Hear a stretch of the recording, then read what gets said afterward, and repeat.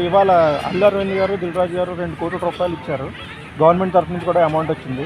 So ఈ కథ సుఖాంతం అయిందని అనుకోవచ్చా? ఆ అబ్బాయి కూడా రికవర్ అవుతున్నాడు. హ్యాపీనే సార్, నాకు డబ్బులు ఇచ్చింది హ్యాపీనే, కానీ ప్రాణం అనేది తిరిగి రాదు సార్. నేను చెప్పేది ప్రాణం తిరిగి రాదు. ఎంత కొంతలో ఎంతన్నా ఇచ్చి ప్రాణం అనే ఒక తల్లికి బిడ్డకి, ఒక పిల్లోడు తల్లిని కోల్పోయాడు, ఒక భర్త భార్యను కోల్పోయాడు, కానీ చాలా లాస్ అయినారు. కానీ డబ్బులు కట్టించడం అంటే హ్యాపీనే, కానీ ఆమె అలా తొందరపాటు పడి ఉండకూడదని నేను అనేది కోరుకుంటున్నాను సార్.